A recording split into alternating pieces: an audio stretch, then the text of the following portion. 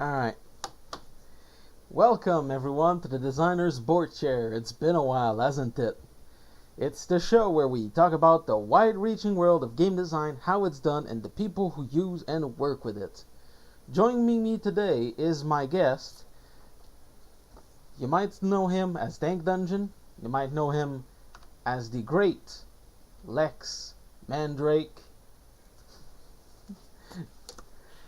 He's worked on many projects, such as AZAG, which I think is one of your more well-known ones, all things considered. So, welcome to the show. Thanks for having me. It's great to be here. And I do want to say thank you for accepting to be on this show, by the way. Oh yeah, no, I won't turn down anybody. Just someone please, please invite me on your show. Anyone. Yeah, it's a bit hard to pierce through, as it were, when you're doing stuff independent like this. Mm-hmm. True that. Yeah, but yeah, I watched a couple episodes of the show after you invited me to it. Oh, But before I said yes, in preparation to make sure, I was like, "This guy cool? Is this guy like, what's his vibe?" yeah, is this like Figure it an out. Eric Andre bit where you're gonna get, like, smoked on air? Oh my gosh. Uh, but no, yeah, I thought you had some interesting guests, and it was cool. It was a cool show. So I was like, yeah, I'll be on that. Sounds great. But I don't know. I know you've got. You told me ahead of time. You got specific. You did some research on me. You've got specific questions for me. We're gonna get into later. I'm excited. I'm worried. So that'll be cool. Well, I mean, you have to, or You else, have like, to. if every question is the same every episode, people are just gonna fuck off. Yeah, exactly. Right. Oh, can we swear? Can we curse Oh in this? yeah, oh Like, yeah, I swear like a oh, sailor whether I want to or not. So, hell yeah. All right. if kids are watching this show, they're getting into game design maybe a bit too young. Yeah. You know, I mean, good for them for trying to get Yeah, in there early, but you know what? That's hey, if they don't learn it here, they're gonna learn it on the streets. So you might as well. exactly, exactly. Besides, this channel ain't ever gonna be monetized, so it's not like I care that much. Yeah. All right. Well, what are some of these beginner questions? Well, Hit me with it. well, first I What do you just got? wanted to ask, what have you been playing lately? Oh, that's a great question. Okay, so what I've been playing lately. Um, I've been playing fifth edition because I'm kind of perpetually playing and running fifth edition. Mm. I have also been playing a lot of the um, fighting fantasy and fighting fantasy adjacent adventure books from Mm-hmm. the 80s and the early 90s. Oh yeah. Which, yeah, I've become like kind of obsessed with them as of late. Uh, Because they're good, they're great. it is. They're Um, pretty good. yeah, but yeah, like those have been really fun. I found some of those that are like they're not technically branded fighting fantasy, but they're by an author who I think has done some fighting fantasy stuff, and they're definitely use that structure. But they were made to be played with a group instead of with a single person, or you can play it with a single person and you just control multiple characters. Yeah, I've heard of a Um, couple of those. They're a bit harder to find. yeah, the Blood Sword trilogy, which I mean, great name.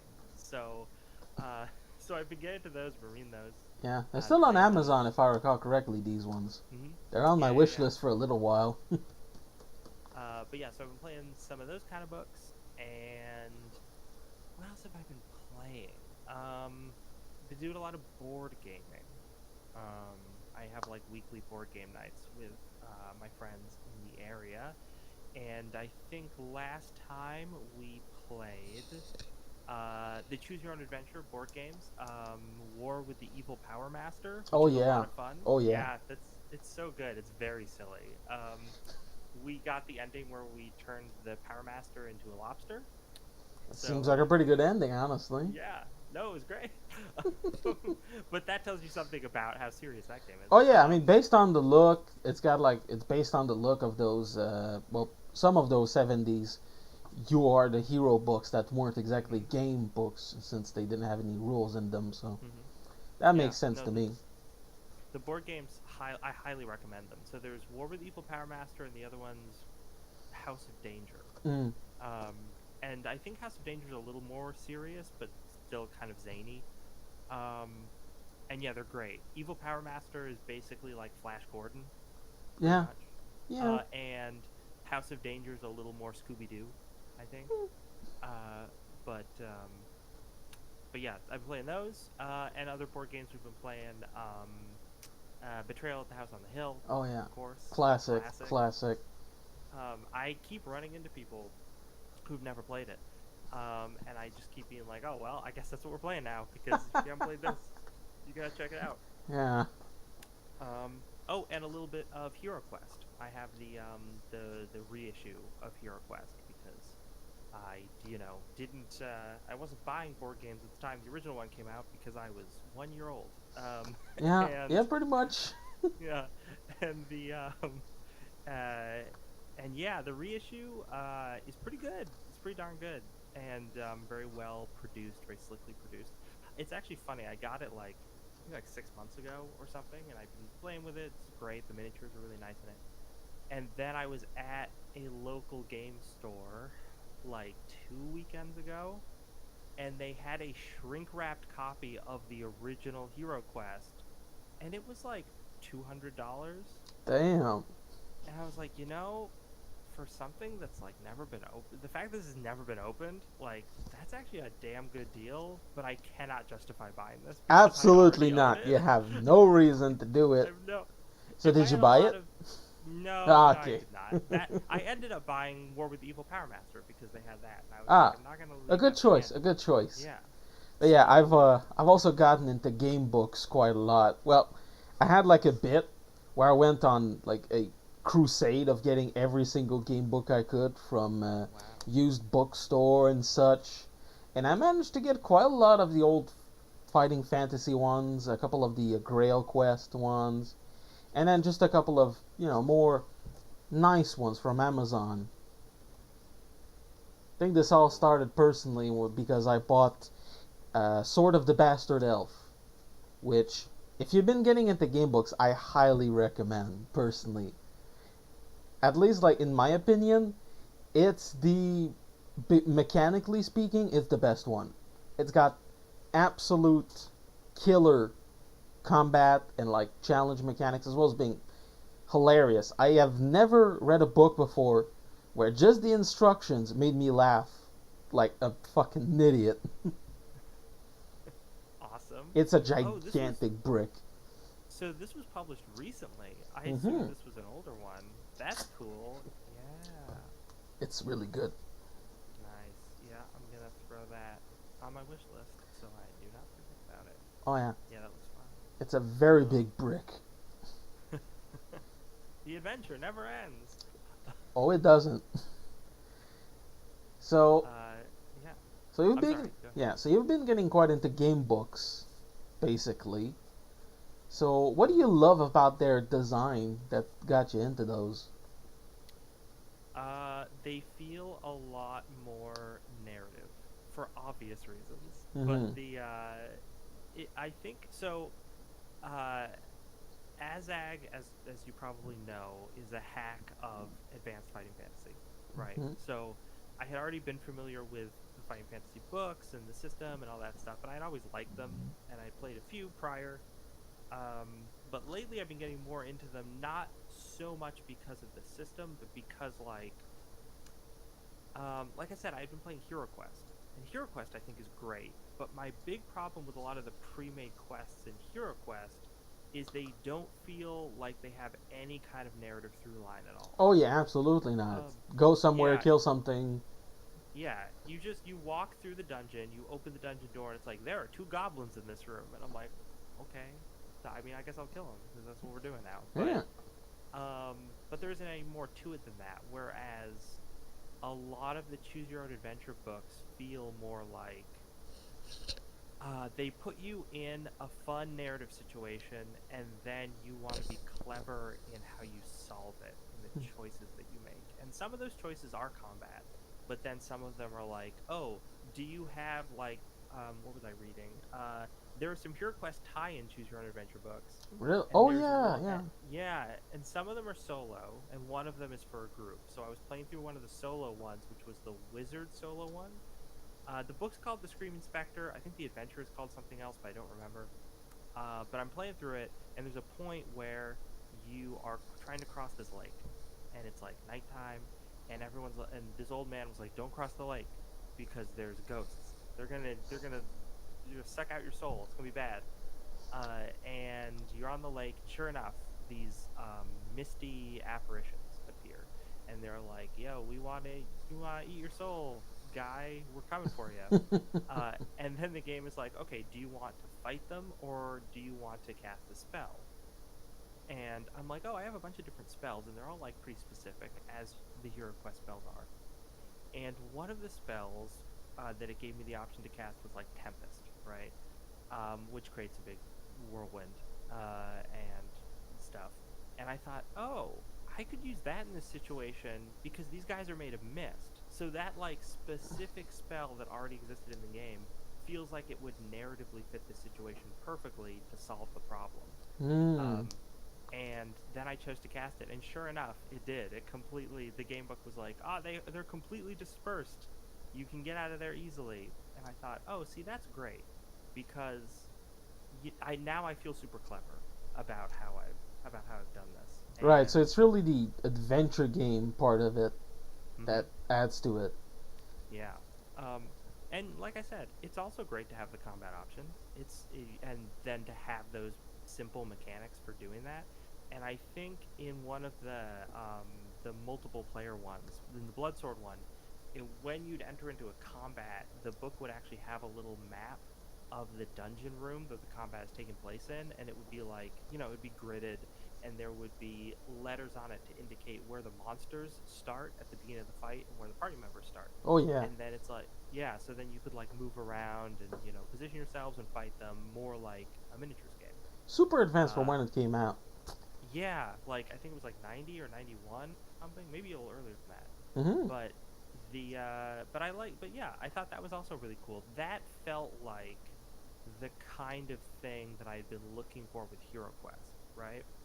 Was that kind of like, you can be clever, there's more of a narrative through line, but then you also can throw your miniatures on the board and fight some monsters as well.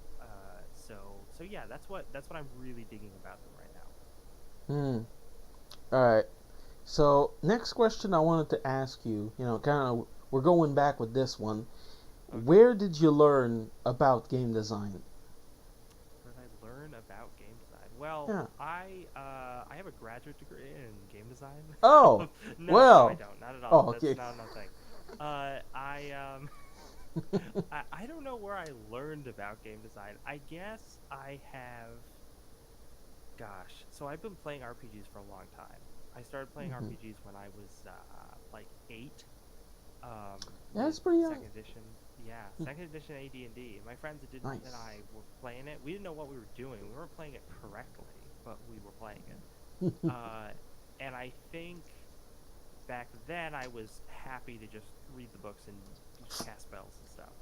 And then as I got older and got into third edition and like 3.5 and whatever, like that era, I started being like, oh, I really like how these splat books are offering alternate rules for stuff. Ah. And I can't remember which one it is. It's like in my bedroom on a shelf right now. I could probably go grab it. But the one of the splat books for third edition offered, I remember it offered a variant rule for armorer's damage reduction. So it would be like you're playing D&D in the normal sense. Enemies still have to roll to hit you, but your armor class is really just emblematic of how dexterous you are. And then if the monster hits you, then depending on what type of armor you're wearing, it's reducing the damage from that attack. And I remember seeing that and being like, oh, that's really cool. And I really like that they've just taken this rule and twisted it in a way that makes it more interesting to me. Mm. Uh, and that was sort of the germination of like, oh, I should start, like, if I'm not perfectly happy with the rules in the game I'm playing, I should alter them. Why shouldn't I alter them? I should just mess with them. And that kind of escalated into me being like, um, oh, I could like hack a whole system and build up all sorts of stuff around it instead of just like a piece of it. And just generally making supplemental material. I think for me the big thing is, as a designer, the supplemental material I make has to have some kind of theme that interests me, or else like I'm not. I was like, I'm out. I'm not gonna do it. Um, so like the first thing that I did for DM's Guild that was successful was all about cooking. Yeah, yeah, I've seen that one. Yeah. So that was like, I want to make a supplemental. I want to make some supplemental rules, and but we're gonna have them have a lot of flavor, pun intended. Oh yeah, oh yeah. That's what carried that across. And then like all the way to Azag, right? Azag is in terms of rules not really super different from Advanced Fighting Fantasy or Troika. Like a little bit, but mostly the thing that's different about that book is the setting that it's in, and all of the additional rules, like in the, or I shouldn't say rules, but all the additional tables and things in the back of the book that are like, here's how you generate NPCs in this setting, here's how you generate plot hooks, here's what Yeah. the regions are like, here are the kind of encounters you're going to have, all that kind of stuff, so that when you're playing it, it's not going to feel like you're playing Advanced Fighting Fantasy, at least not like, the Steve Jackson, Ian Livingston version of that, and it's also not going to feel like you're playing Troika, because it's just, in terms of tone, it's so different. Yeah, there is a few like unique things to Azag, like the starting magical item, if I remember Sure. correctly. Like that's Mm-hmm. one of the things I really like. Kind of helps sell some of character differences, since on its own there's not that much differentiating characters in the advanced fighting fantasy system. Mm-hmm. At least on its more baser levels. Once you stack enough stuff on it, it's different. Yeah, and I think that's a problem that's easy to run into when you're working with a classless rules light system, Oh right? yeah. Is that if yeah, everybody can feel kind of samey unless you have those little things that you can tweak different characters with. Mm. So yeah, I suppose that makes sense how it got you into doing so many hacks of things. Mm-hmm. So, next question I want to ask you is, I think, one of my favorite questions. How do you balance your life, work, and personal projects? Oh, badly. Let's see. So I've got um a full-time job, basically like a 9 to 5 type Yep, deal. as most of us Which I do. Yeah, I love it. It's a great job. I really like the people I work with. I like the work that I do. It's fun. And yeah, and then I also want to have time to hang out with people, and then I also want to do game design, but it always feels like there's never room for all three of those things, Yep, right? exactly. Um, and because I have to pay bills, the job part of it is not the thing that's ever getting cut or like pushed aside, unless I have like vacation time to use, I guess. Then maybe it is, but um, otherwise it's just like, I'll just be like, oh, I need to get this design work done this week. Okay, I'm just barricading myself in my computer room, and I'm not leaving. I'm just gonna try and type as much as possible to get all this stuff. Or I'll be like, man, I want to hang out with some people. I don't. I'm just gonna chill with them, and I guess this week will not have very much writing done, which has been, I go in phases, right? And the recent phase has been the let's hang out with people Yeah. one. So I need to get back on the horse and finish one specific project that I'm late on, which I feel bad about. But really, it needs like a good weekend worth of work, and then it'll be finished. And I just need to like budget out that time to do it. Yeah, and it So can feel like pretty bad sometimes. We're like, oh, it's almost finished, so I can mhm, finish it whenever I want. So I exactly. take forever to actually finish it. Yep. And Yep. then all the anxiety and stress of spamming it everywhere. That's also part of it. That's Mhm. kind of annoying. But yeah, I can understand that. I also have like 1,500 different hobbies, so game design is not always on that list. Totally. And like, it's one of those things that if I ever wanted to do game design full time, like if I wanted to move from being a hobbyist to like professional, um, maybe it would be easier. I don't know. That's one of the reasons. That's one of the two reasons why I'm very hesitant to do it. The first one being that I like my job and I get very good health insurance. But Oh yeah, that's a good one.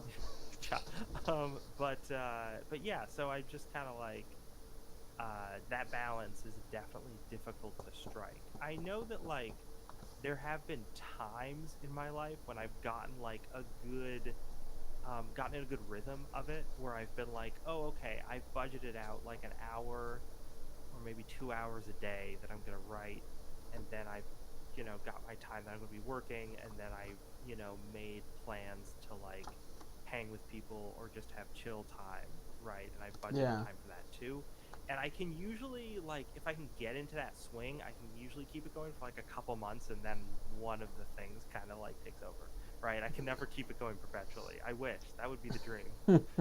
But yeah, Yeah, well, sadly enough, humans are complex machines that need a lot of things to function.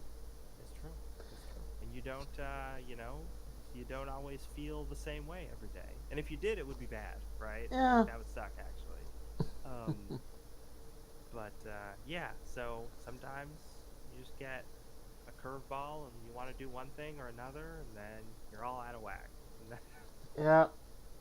So, next question I want to ask you. So, as game designers who have to do almost anything, almost everything ourselves, what's been the most influential resource for your projects over the years? most influential resource, Or, well, most useful ones, anyway. most useful one. Um, the the most useful resource for my projects has been the New York Public Library Digital Archive. Hmm. The so as you probably know, as listeners may or may not know, public domain art is art that is old, or was released into the public domain and could be more modern, I guess, but you don't find that as much. No. But it's art that is usable by anybody for whatever. Um, and often, if you can find a good repository of that art, you can just browse their galleries for stuff that looks interesting to you. And even if you don't use it per se, just like browsing art pieces, especially if you're like searching by a kind of theme or something, is very like inspirational for doing any kind of work. Oh, yeah. So, yeah, just looking through. I mean, I think one very dead guy who's used a lot in OSR stuff is, I'm gonna mispronounce his name, Gustave Doré or Gustave Dore. Mm-hmm. Uh, and he did a bunch of illustrations. When was he working? A long time ago, like the 1800s. Um, and he did like an illustrated version of the Bible. He did the Divine Comedy. I think he did Faust, and a bunch of other stuff. So he has all of this really beautiful art that's often very macabre, Oh, yeah, yeah, or yeah. very sort of fantastic or All in black and white, spectacular. too, which is perfect for OSR most of the Yes. time. So a lot of OSR people use his stuff. So you see it around a lot, but like it's worth pulling up a gallery of his stuff. That's just because there's so much, and it's all so good. Oh, yeah. um, but yeah, there's a lot of great public domain pieces out there that are worth looking into. Again, even if you're not going to use it, but like I've done the thing where I've been like, oh, I want to put together a dungeon or some sort of encounters or something, and I'm like, well, I could look through public domain art and then craft stuff around the pieces I find, which at first I went into thinking like this will be a great cost-saving measure. But then the more public domain pieces I found that were interesting, the more I'm like, oh, this is actually really, really good because now I'm getting inspired to write different kinds of encounters or Oh yeah. dungeon locations or whatever. So yeah, I think if you're a game designer, you're looking to get into game design, you want to do all the stuff yourself because you're on a budget, which I mean that's most of us. Find a good repository of public domain art and just start digging through. And you're gonna find some interesting stuff in there. I Oh yeah. guarantee it. I think I'm at a couple of gigabytes of public domain stuff on my computer from people just finding that stuff, or one person I'm subscribed to on Patreon who releases like random fantasy-ish art every month. And if you're subscribed to him, you can use the art in whatever you want. Yeah, yeah, And that's cool. yeah, and do you think, because this is actually a new phenomenon, but do you think AI art is going to supplant a bit of that usage of old public domain stuff? I mean, I think it probably will. Yeah, especially because even in the last couple of years, like AI art has gotten much, much smarter. Oh yeah. The thing I'm thinking is probably going to happen with it, or that I'm worried about is going to happen, is that like a company is going to be like, hey, we made this great AI. It's really good. It can do all sorts of things. And it works great. And people will be like, cool. And the company's like, cool. Here's our subscription based model for how much you have to Yeah. pay us Most to of them are use actually this. doing that already for the Yeah. most part with like credit There system, and you have to buy credits like microtransactions. Yeah. Mhm. So now it's like, cool, well now this isn't like free or cheap anymore. Yeah, And I feel like we're luckily there is Stable Diffusion, which is open source, and it's one of the best ones out there. So, once it's open source, you can't like close the source back. So that's good on the good part. You need some amount of tech knowledge to be able to like install it or use it properly, especially if you want it like on your computer instead of using somebody else's website. Because if you use somebody else's website, then you'll have like, all these kinds of limitations on you. Mhm. So you need to be a bit tech savvy to use this stuff. But Yeah. I'm seeing more and more uh, indie designers use these in their projects. Sometimes well, sometimes with all the panache of a dead deer, but still. No, I think the bigger problem that we're running into with AI stuff, and again, this is kind of my limited understanding of the way the technology works, but it from the stuff that I've read, it seems that like because the AI is learning from a bunch of like real artists, right? And taking amalgamations of their work in some cases, it's like how much of this is intellectual theft. Yeah, Um, that's the and then moral yeah, so that's quandary. what I worry about that a lot. And what that's probably the big reason why I'm hesitant to use AI stuff. Um, and there was a second thing, and I'm blanking on what it was. Maybe I'll think of it later. But Yeah. there's there's another reason why I was kind of worried about it. Oh, now I remember. It's just the idea that like, yeah, if you're a small creator and you can't afford to get any art, like I get why you're going in that direction. And while I'm not sure if I'm really like it's something I would do or I'm gonna like encourage you to do that, I'm not gonna like hate on you for doing that. Um, the we're gonna probably get to a point where we're seeing mid-tier companies using AI art, Oh, that's and then a. I'm just Mm, that's get that nasty. yeah. Then I'm like, okay, you guys, like you have enough money to pay for artists. I know you do.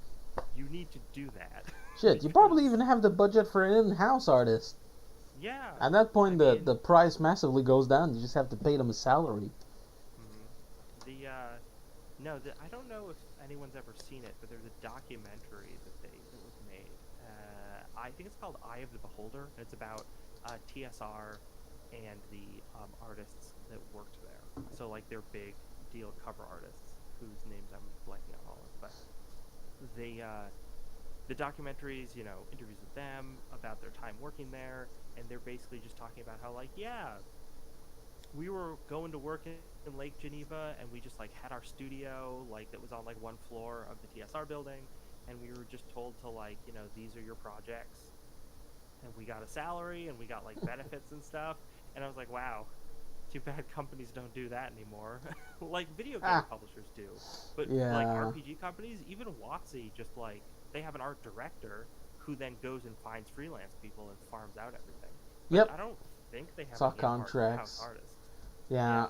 At least when it comes to like Magic the Gathering, because they want to use a lot of artists for some Mm. diversity, I suppose. But then the art director is so laser focused on one style that all ends up looking the same anyway. So I never got that Yeah. part of it, frankly. Yeah, I think that there is some. I mean, I haven't collected Magic in a long time, but I think there is some of that going on. But yeah, it's just that always bums me out because I'm like, oh, there was a time when artists had stable incomes and health benefits, Ah, that and those were the uh, days. yeah, that time is over. At least Yep. in RPGs, that time Yeah, seems to be over. back when And that, artists didn't have to do not safe for work commissions to pay the bills. mm, um, but yeah. So I mean, I'm always on in the camp of if you can find a way to pay an artist, you should pay an artist because they deserve it. Oh yeah. And I mean the same thing for writers, right? Like if you can find a way to pay a writer to work on something, you should pay them because they Mm, deserve it. But yeah, again, I guess my final thoughts on the AI thing is just like I'm hesitant. I'm very hesitant because of the whole, um, because of the way I foresee it being used by other companies who should know better, and by the fact that I'm really worried about the whole, um, like the theft from other artists who aren't getting paid that much. yeah, that's some developments to look for in the future. But we still have many questions to go through and some very good ones, I think. So the next one I wanted to ask you is, of all the things you've done so far, which is quite a lot, what's one of your favorite works? Oh, the project that I have done that I like the best is Narfell, Hmm, which is also the one that sold the least of I think anything I've published. that would make sense. I um, didn't see much of it when I was looking around. it's so that is a setting guide for 5e that's available on the DM's Guild. Yeah, I saw the Um, video. Right, yeah, right, right. it's a demon haunted Arctic tundra in the Forgotten Realms. And it was a really fun project to do because I basically got to pick a corner of the Forgotten Realms that I was like, oh, this is very tantalizing, like the sort of basic, kind of premise for this setting, but very few people had fleshed it out. Like certainly not in the TSR days, I think was the most people had messed with it. And there were like maybe a couple of novels during third edition that had some stuff going on there, and then there was like one or two high profile DMs Guild releases that would like mention it or have some stuff about it in addition to other regions that author was covering. Yeah. So I'm like, oh cool, tantalizing premise, but very little written about it, which means I have the room to stretch my legs creatively, right? Kind of have my theme, and then I can run with it. And that was really really fun. I always love projects like that. And then I was like, I had some money in the bank because this was after Azag had come out. I had money especially from the physical sales of that. Oh, yeah. Um, so I was like, cool. Well, I commissioned. I think I only commissioned one piece of art for it, but I went and I found my very favorite layout artist, who is Gontijo, over on Twitter. He's done a bunch of different stuff, and all of his stuff is amazing. Specifically, he did a game that's like based off of 70s Italian horror films called Blurred Lines that I strongly recommend people check out. It's really cool. But Well, he's just an amazing artist and graphic designer. So I got him to work on it and do all the graphic design for it. And I got this guy named Brian Yaksha, who's done a million different writing projects, to do a huge chunk of writing for it. Did like a specific like big section towards the end of the book, um, and I just loved all the stuff for that. So that's the book that like I go back to and I reread it and I use it in my games hmm. a lot.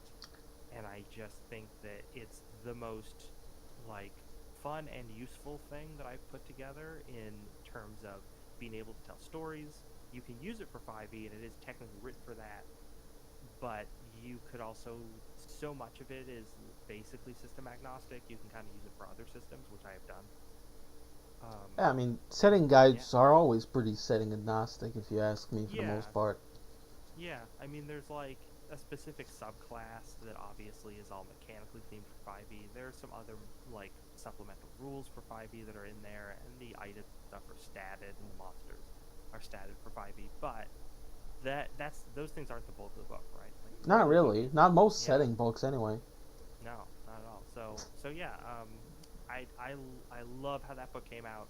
Um, Partly because I thought it was a cool project concept, and I think partly because I just really like the team that I was able to work with on it. Yeah, that you managed to pay for to help out with that. It is one of your most recent projects, I think, right? Mm-hmm. Yep. So, hopefully, while the sales might not be that amazing yet, hopefully the quality is a sign of good things to come, I suppose. Yeah, I mean, that would be great. Maybe people will discover it later on at some point, and then they'll sell on. I don't know. Maybe. 5e fans are finicky like that.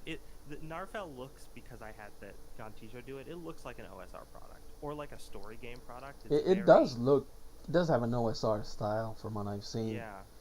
Which, I don't know if, like, that puts 5e players off. I don't really know what 5e players are into all that I much. think some of them probably. I think they're very used to the kind of art and layout that they see in the WotC 5e products, Yeah, and they're then all they very see a standardized, isn't it? yeah. And I think that's why most people on the DMs Guild put out stuff that looks like that, right? Because Mm. they want it to fit in with the stuff that people already own.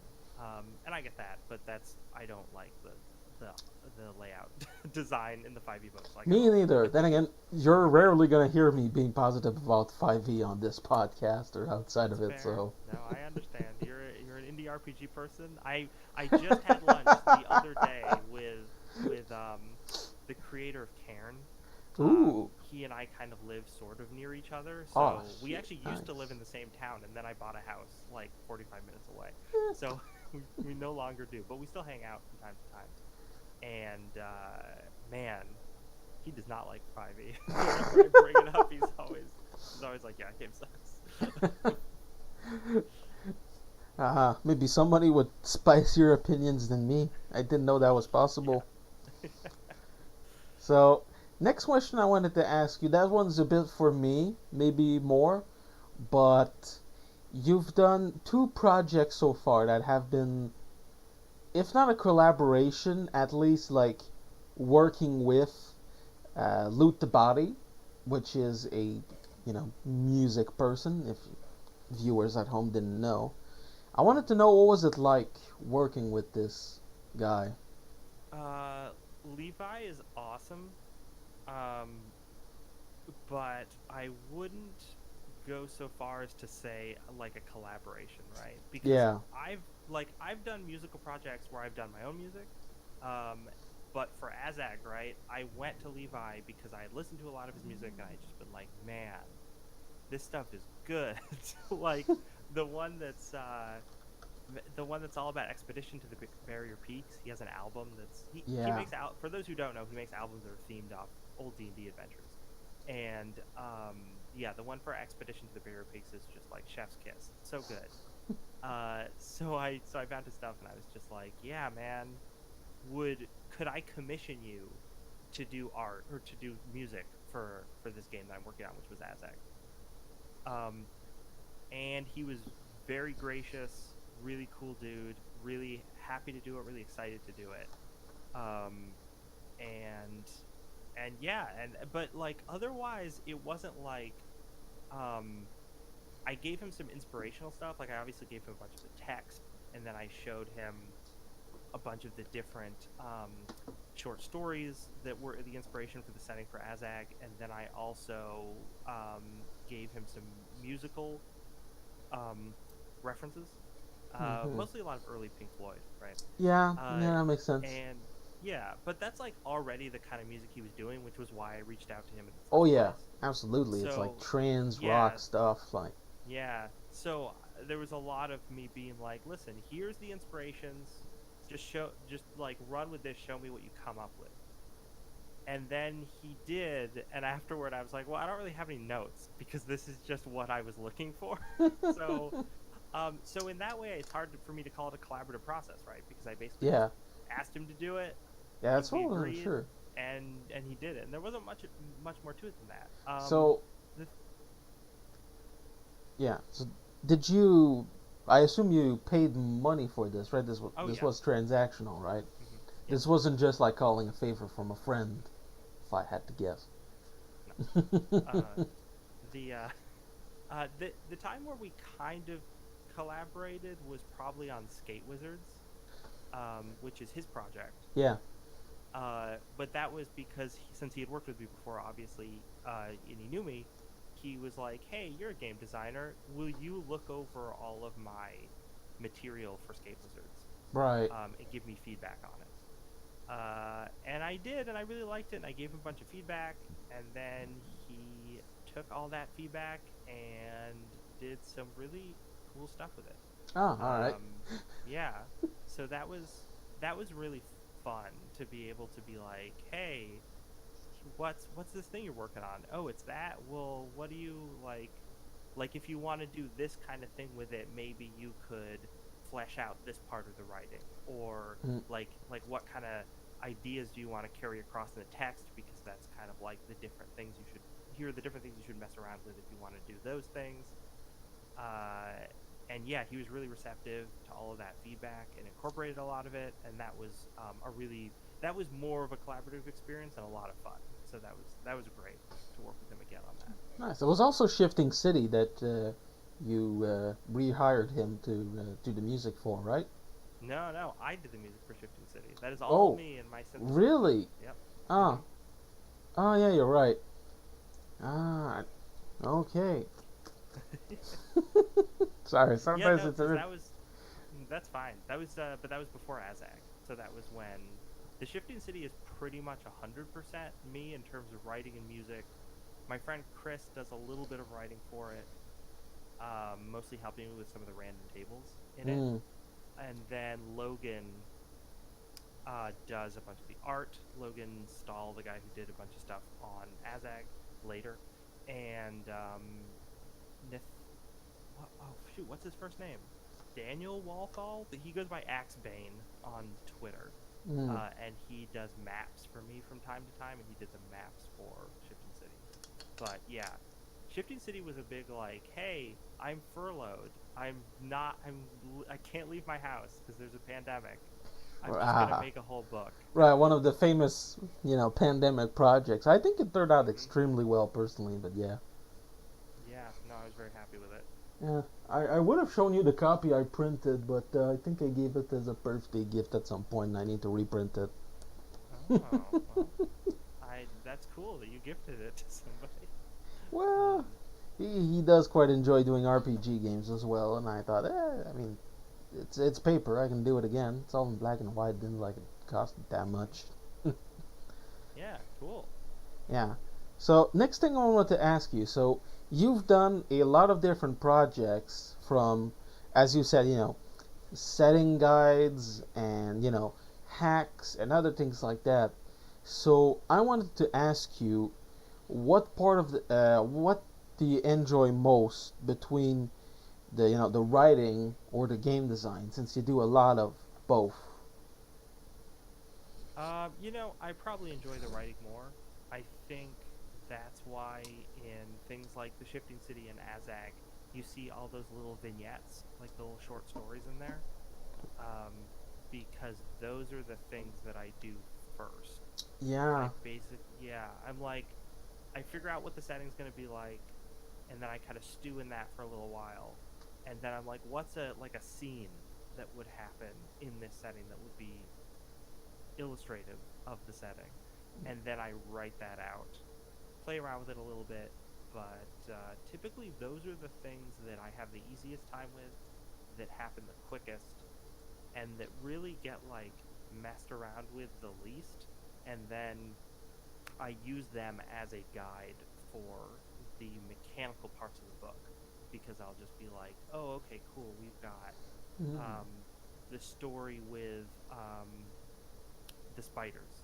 In Azag, there's this story with these psychic spiders that are messing with this guy, and as a result, one of the spell that does like telepathy stuff in Azag is all about like reading other people's thoughts, and you can either just direct it at somebody, or you can like ward an area, and then you just know what people are thinking in that area that is like your domain. So yeah, I was just like, okay, here's this cool idea, here's a story that goes along with it that makes it dramatic, and then how do I mechanize that? And that's kind of the process for most of that creation of that book, and I think like Shifting Cities like that too, and some other stuff. Yeah. All right, so you're a very narrative first kind of designer. Yes. Yeah. Going back to the thing about the adventure books earlier. Yeah, exactly. Narrative is my bag. Yeah, that's a very big difference from how I do game design personally. I'm all about the mechanics, the interlocking of all these things. Like, generally, like I love doing narrative stuff and writing. It's super fun, but different priorities, I suppose. Yeah, I mean there are some projects.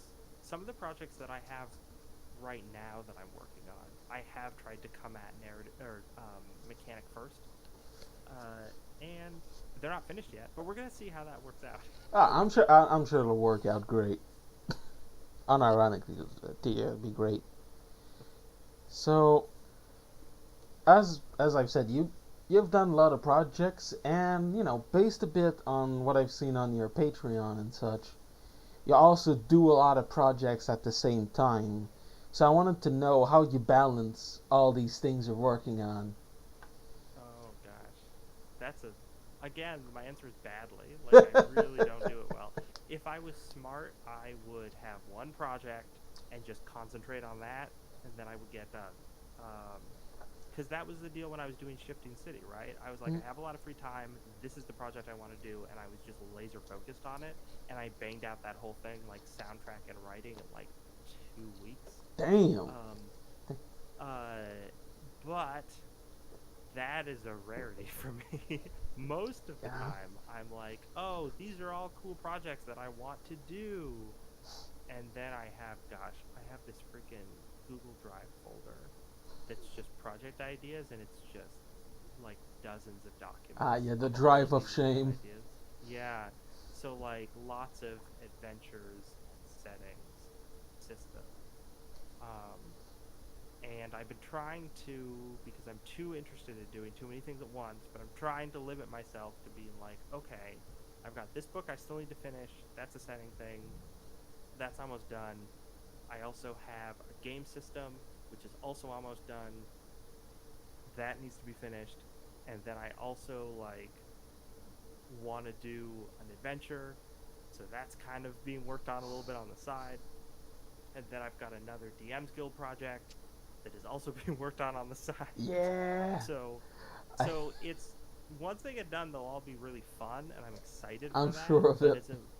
But as a result of the way I've been working on them, which is bad, if you're a game designer and you're watching this, don't be like me. Or me, honestly, yeah. Please don't pay attention to the board game prototypes in the background that I'm conveniently hiding with my body. Yeah, no, my advice is to choose one project and stick to that project until it's done. Am I following that advice right now? No. And as a result, I have 4 different things in production, and I don't know when they're all going to get finished, which is not great. But one day.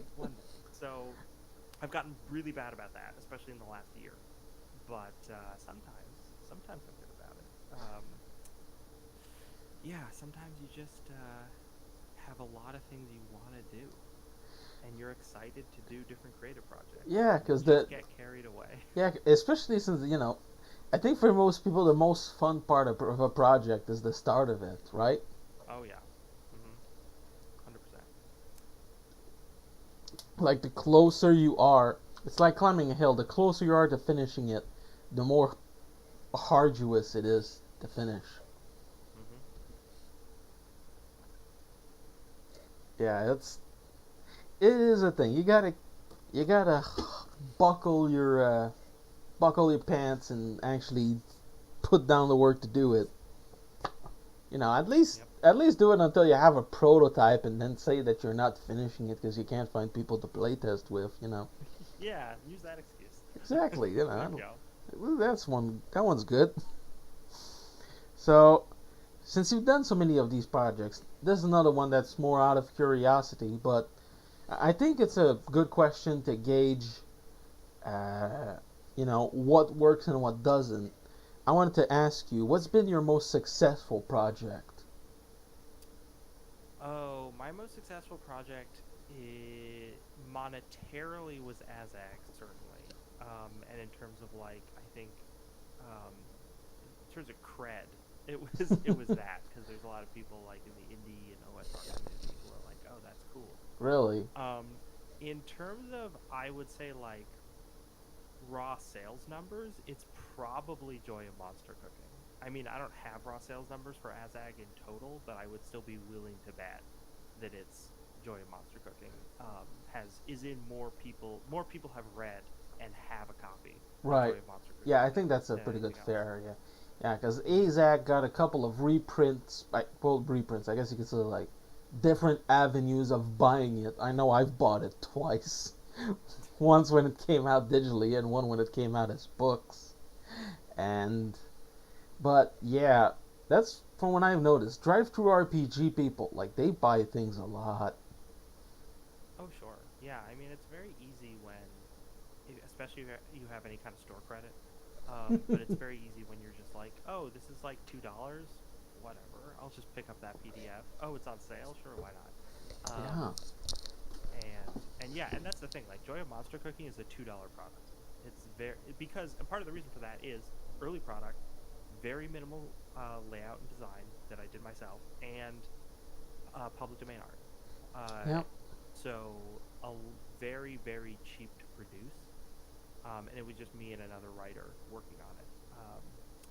So very cheap to produce, very I don't want to say quick to produce. We actually spent a lot of time going over it, but yeah, it was, and that was why I was like, oh, I'll just price it low because I didn't have to put money down on production to make this happen. that's fair. I mean, Um, hell, I've sold products on Drive-through RPG for pay as you want, and that's made like a couple hundos in bone. mhm. Yeah, yeah, totally. I'm always surprised by that when people are like Oh yeah, pay for products that they don't have to pay for. I was It gives me faith flabbergasted in humanity personally. sometimes. I was, I have no idea how that's possible, but it's like sometimes I like prefer to put it on pay as you want, so I don't have to make the decisions of asking myself what the worth of my work is. Mm, um, oh, another bit of advice for people who do game design stuff. Um, don't don't be like me. Price your stuff more aggressively. At least like figure out what um, the like value for the kind of work you're making is, and then price it in accordance to that, and don't try and lowball yourself because I think I did do that on Joy of Monster Cooking, and although I'm sure that contributed to the sales quite a bit, I still feel like in hindsight I should have priced that a little higher. Hmm. Um, and just because even though it was cheap to produce, it's fairly length. Well, not like super lengthy, but it's like 20 plus pages, Oh yeah, yeah. and That's there, not 20 plus pages. You can put a couple more bucks in just two. yeah, no, totally. And there was a lot of care, especially on my co-author Chris's part in terms of the writing, because like that book, all the recipes in it for cooking monsters that you kill in the game uh, are real recipes Hmm. that just have like whatever the protein ingredient is swapped out for the monster part. Yeah. But like, but even like the poundage of like the meat or whatever is the same. So you could just look at that recipe and be like, okay, what is this monster meat supposed to actually be? And usually you can tell by like what kind of recipe it is pretty obviously. And then you could go and pick up whatever the real meat version of that is and those other ingredients and then cook that dish. Yeah, As they're basically called. do Yeah. what Dungeon Meshi also Yep. did, basically. Mhm. So, so yeah, I think in hindsight, I should have priced that higher. I Hmm. should have had more pride in my work as an early designer and priced myself more of what I was worth. So that's another piece of advice to people who are who are getting started: is don't price yourselves too low. Yeah, I would also agree. Since as I've just said, like I did even worse and put it on 0. So then again, they were not 20 pages. It's like two, like Yeah, 7 to 10 page adventure module, but it took look like 2 3 yeah. weekends. There's also, another thing is don't feel like you need to write that 20-page thing. Like one of the early things I put out on DM's Guild was just like purely mechanical, but just some additional meta magic stuff for the sorcerer. Mostly because I was like, oh, meta magic in 5e, I kind of like how this works, but it sucks that they didn't port over a lot of these ideas from third edition Yeah. uh, that I remember using back then. So I did that, and I did it in like a page. It's like a page-long document, right? And I put that up as a pay what you want. But that's a great example of something that, like, yeah, if you want to do like a quick little freebie thing, and you find like one good piece of art to put on it, or maybe you don't use any art for it, and you just make sure whatever you keep to a page or two, and you make sure whatever's going on there is just like clean and concise and Oh works yeah. well. Especially Um, if you're starting out, I think it's really important to at least you know grind your teeth a bit on these tiny projects that you can actually finish, instead of starting out your magnum opus with no skill, no experience. Yeah, because it's like anything else. It takes practice, Yeah. right? So the more stuff you can get under your belt, the better. Like one of my friends is about to start a Kickstarter, Ooh. and I'm excited for him, but I'm also deeply worried because uh, I think I know how much he's gonna ask for, and it's a pretty good chunk of change. But he like hasn't done anything Oh. in the community before. Like he's not that his writing is bad. That's not it. I've read the stuff he's written for it. Some of the stuff he's written for it, very good. And he has good layout for it, and he has good art for it. Like it's a very professionally done product, and I'm sure it's going to be really nice. But I worry because he doesn't have the name recognition, Mm. and I think that's like maybe it'll all be fine and it'll do really well, and I hope it does. And I'm certainly going to be publicizing the heck out of it when it starts. Oh yeah. But I think that's a cautionary thing to people get starting off as well. Like if you're a person who's starting off and you have some money and you think, oh, I'm going to make a product that looks really professional, and I'm going to put some art money into it, and I'm going to put layout money into it, and then I'm going to ask for exactly what this product is worth, right? And like, you probably price it out great, and what it's worth is a good chunk of change. And I'm not disputing that, but if you've never written anything in the industry before and nobody knows who you are, that's going to be tough. That's a tough hill to climb, and you really run the risk of having put a bunch of money down on something and not seeing that return. And I don't want to see that happen to anybody. That's no fun. Nah. I mean, it really knocks the wind out of your sails if you got this No. far. So, I'm not saying hard no. I'm not saying a hard no, don't do that, but I am saying, you know, be cautious about that kind of thing. Yeah. So there's so we're already at the last question I wanted to ask you. And personally, I think this is one that you are especially well equipped to answer compared to some of the other guests we've had and myself. Because, for a bit of background, personally, I don't really collaborate with other, you know, designers or artists all that much outside of just like friends I already know, and like I can get like a little bit of a help from them or a little side thing. So the only time I really got that is when I published my first board game and I got a actual artist to do the box art and paid around $100, a bit less than that. And the game never really made enough money to be even able to get that money back from the cost I got the art from. So I wanted to know, how do you get in contact with the collaborators you worked with? What is it like? This kind of stuff.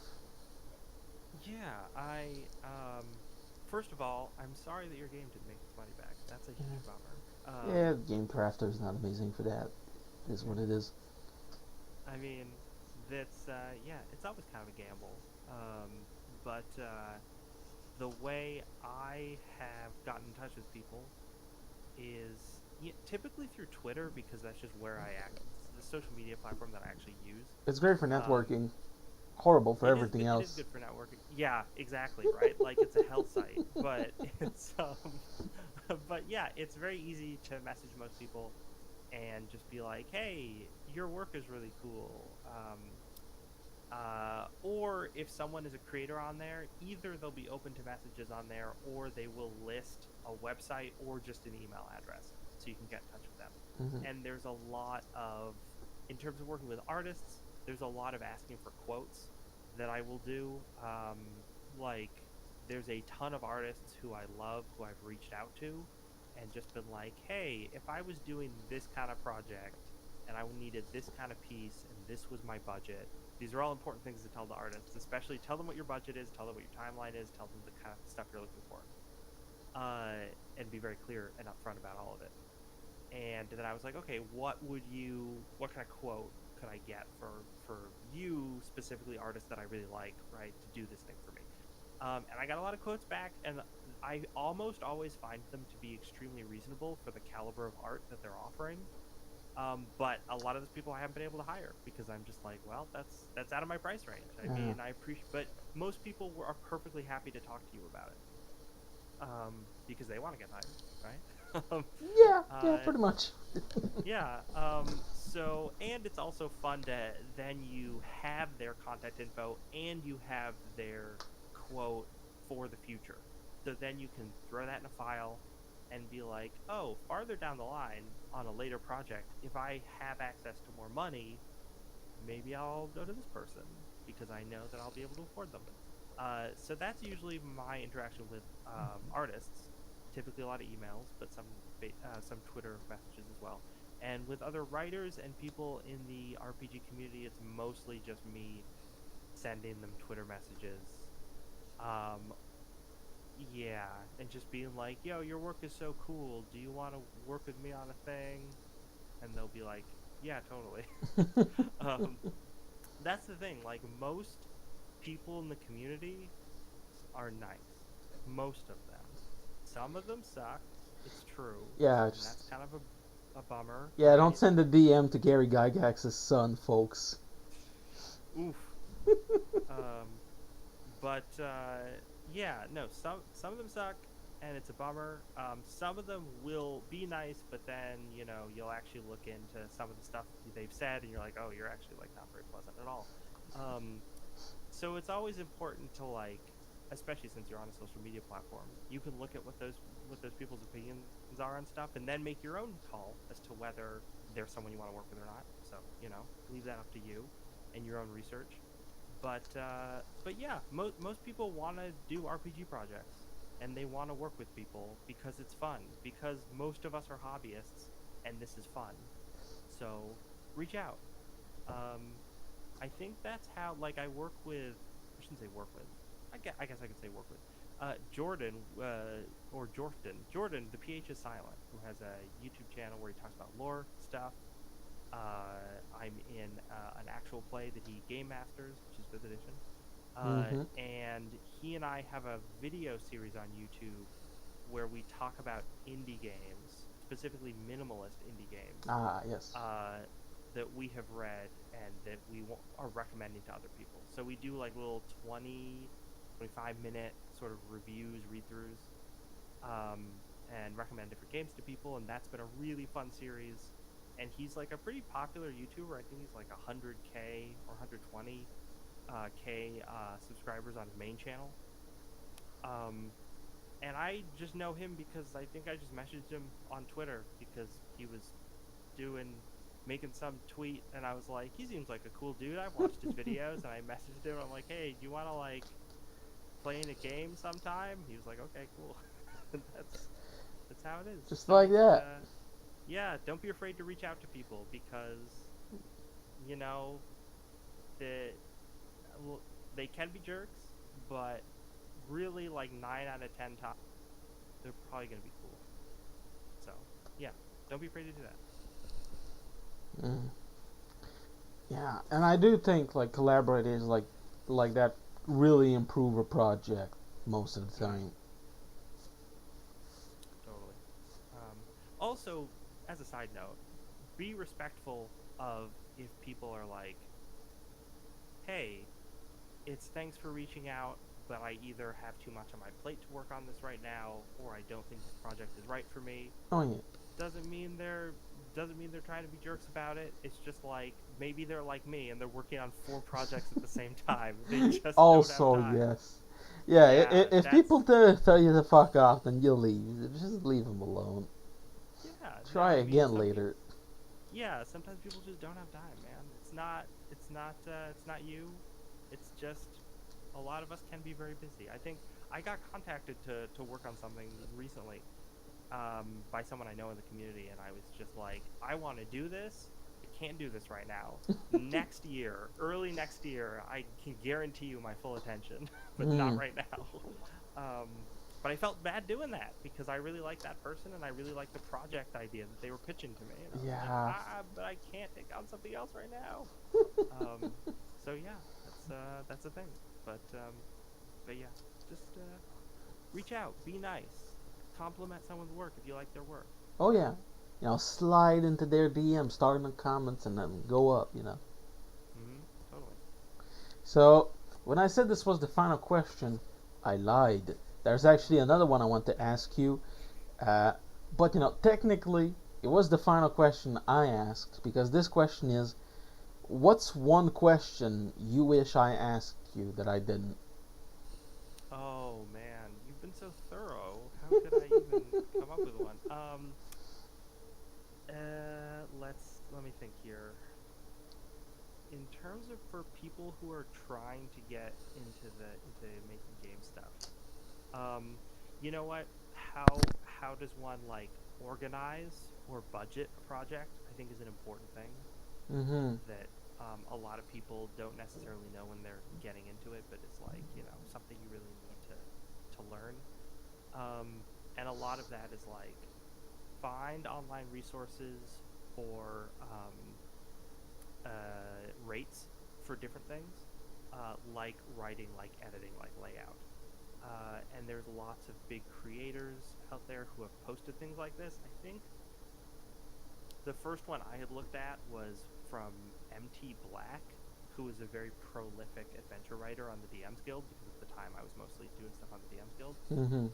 And yeah, he had a blog post or something that just had like a not a spreadsheet exactly, but like a table that just had all the different rates the average rates that he deals with when he's doing stuff for a project. Ah. Which is so useful, such useful information, because then if I know that I want to hire someone for something and I know like how long the project's going to be, because a lot of rates are based around word count, when you're talking about writing and editing, you can be like, okay, well, I know the project's this length, I know I want to hire a writer to work on it, now I can extrapolate how much it's going to cost to hire someone, and now I can figure out what my budget is going to be. And sometimes you do that and you realize like, oh, I can't afford to hire a writer on this because Nope. my budget's not going to allow for it, and that's perfectly fine. But at least then you have figured all that out before you approach someone, right?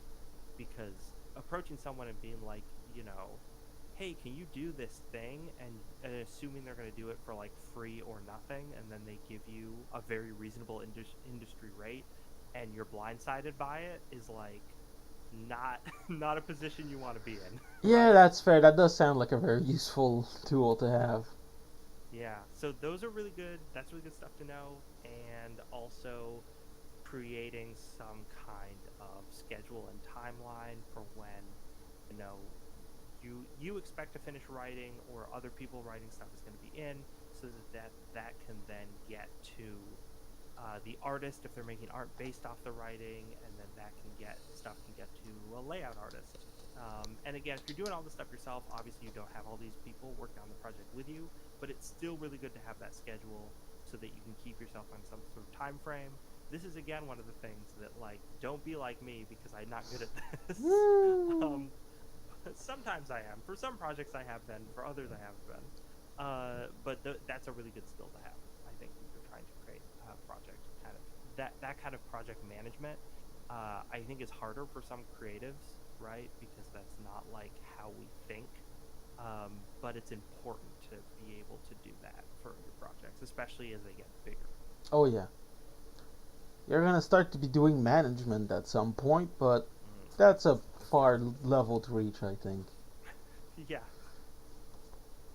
Take things slowly, as it were, but so yeah, that was actually the end of my questions.